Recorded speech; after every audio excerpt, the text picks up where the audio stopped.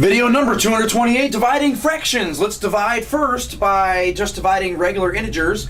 12 divided by 4 is 3 because obviously 4 goes into 12 3 times.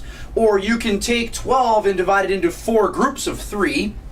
And there you have it. So then we have a couple other examples. 12 divided by 12 is 1. And of course 12 divided by 5 is 2 with a 2 remainder. So it's 2 2/5.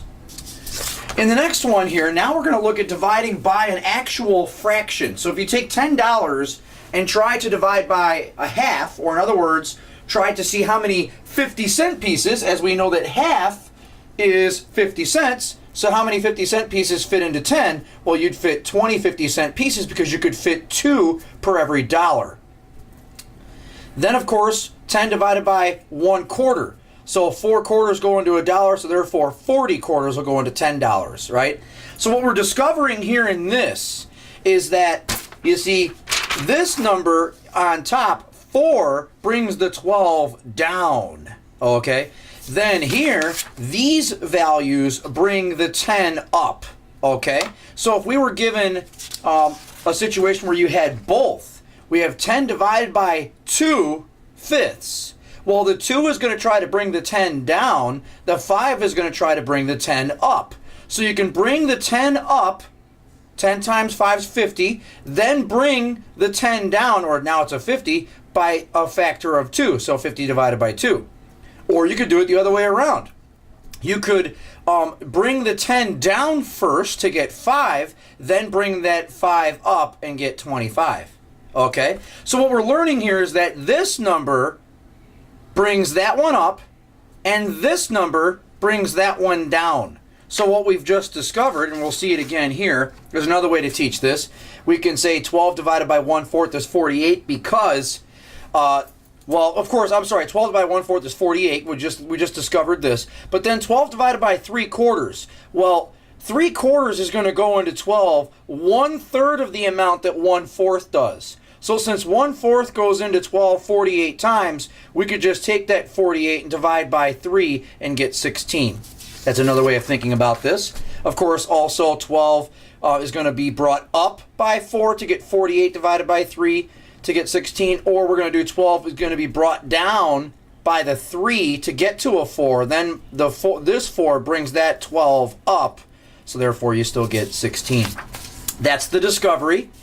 In other words, W, the whole number divided by N over D, equals the whole number times the denominator, then divided by the numerator. It's often called multiplying by the reciprocal. Okay. So in this next few pages, we're going to go ahead and work a few of these out. So instead of dividing by 4/5, we're going to multiply by 5/4. Same thing here. Now in this one, we're going to actually convert this to an improper first. Let's go ahead and see how they're worked out.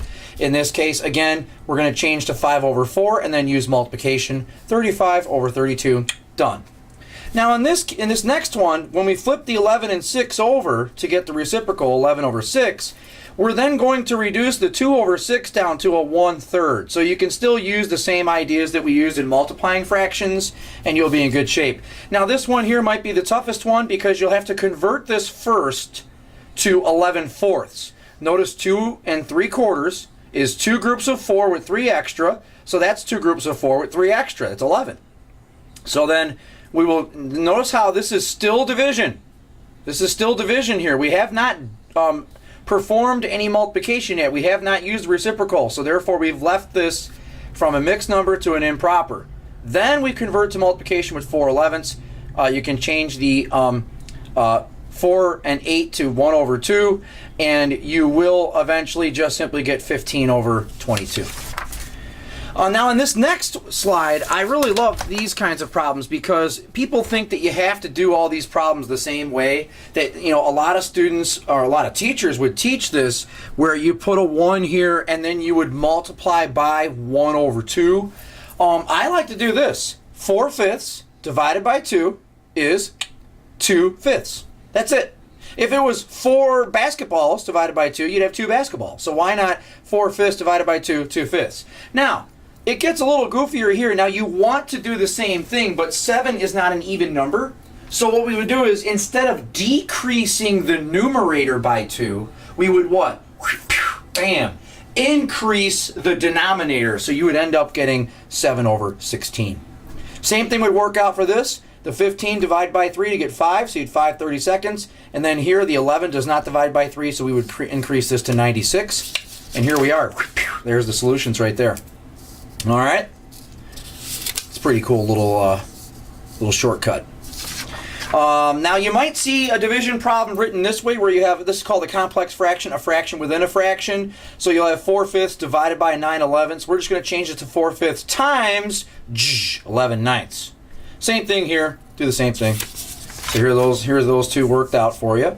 Multiply by 11/9. And in this one, we'll multiply by 15/2. I'm just showing you the different notation. You can use the sideways fraction. You see it written that way sometimes. And there you have it. So that is dividing fractions, and we will see you in the next one.